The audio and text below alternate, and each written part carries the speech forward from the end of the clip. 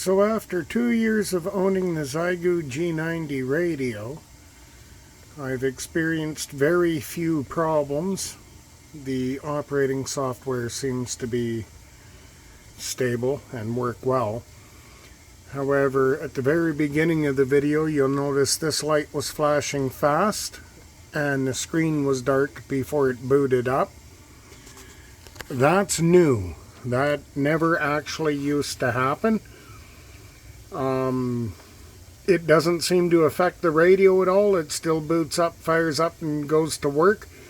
But that rapid flashing button, I'm really not sure what why it's doing that. And of course, once it's been powered up, that's how it would normally power up.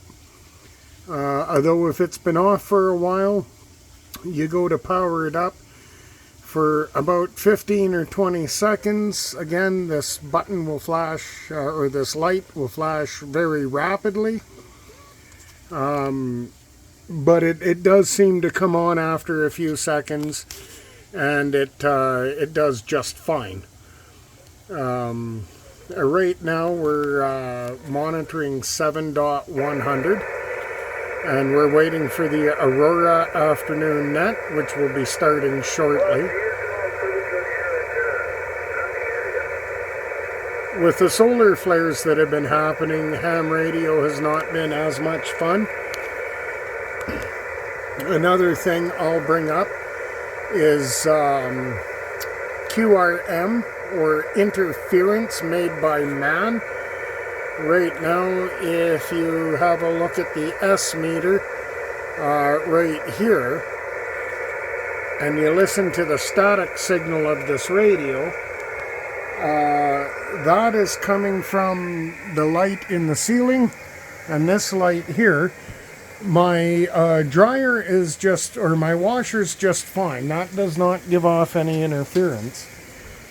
But as I start canceling lights here, you're going to see the interference come down. And then the big one is my power inverter, which is currently running a freezer upstairs, so I'll shut that off. As soon as I push the correct button. Well, I don't know what I'm doing with this thing now.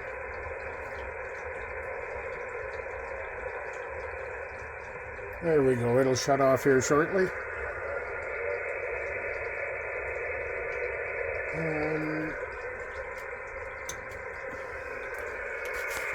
So since I shut that off, I've been able to drop a couple of S units. We're down around 5. Hard to see, I'm wearing the wrong glasses for this. But once we turn it on and start powering some systems, you'll notice that sound, that light picketing, that's coming directly off that charge, or the power inverter. You can see that change too. There's not a whole lot I can do about it except shut the light off, shut the power inverter off. This is the power inverter causing it. It's connected to my off-grid solar system, which runs on these two large LiPo4 batteries. These are 320 amp hours each. This is a very new power inverter to me, and I'm still investigating it. It is, I don't want to say it's a pure sine wave. I'll just say it's a clean sine wave, in that these fluorescent lights, they really do not like modified sine wave. I have modified sine wave and pure sine wave inverters. These lights are terrible with the modified. You have to run a few extra draws to thin it out, thin out the ripple. This particular unit now on a full-time basis runs a 4-slice toaster, a deep freeze, and my coffee maker, as well as all of the lighting in this corner of the basement. I don't have anything plugged into the grid power. It's all on solar. It's all, this whole corner of the basement is just, you know, my off-grid hobby. This solar system is definitely not meant to take my house off-grid. It's a 12-volt system. You want to start taking your house off of grid, you got to go 48 volts and really ramp it up from what I'm playing with here. This is more emergency relief, keep a few things going in the house that would otherwise, you know, like your fridge and freezer, your food would spoil. You can keep that going. Internet connection, TV, the odd light, you're going to be fine.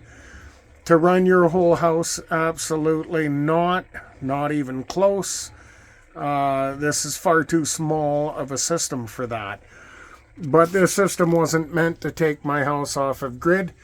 It's just meant to give me a little extra power when the grid gives me nothing. So right now, with the freezer and this light going, I'm only using 85 watts. And this is the specs for the solar coming in. So you can see right now we're almost 5 o'clock on May 12. And that 1.89 is what it's generated so far. Currently that's what the battery's being fed, just 5.5 amps. 76 watts. So there is some clouds outside, and I'm not getting full solar as it is. Typically, I can expect around 3+ kilowatts a day if I have the use for that kind of power. Usually I just don't. Again, this is a backup off-grid system, not a full-time grid tie system. You can see how the clouds have cleared, and I'm getting far more amperage into the battery now. So far, I've had no problems with this system. It is under constant test. So, you know, if this system fails, the grid is still working. This is just a test. If the grid fails, you know, the freezers will never know because they're not connected to it anyway. And that's my big old 100 amp hour MPPT charge controller.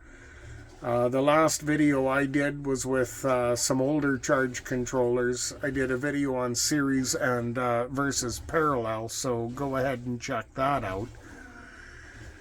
Anyway, that's about all I have for this video. I just thought I would do a quick video on interference over the HF radio, as well as, you know, after 2 years of owning a G90 HF radio, some of my experience. And as I said at the beginning of the video, this is pretty rock solid kit.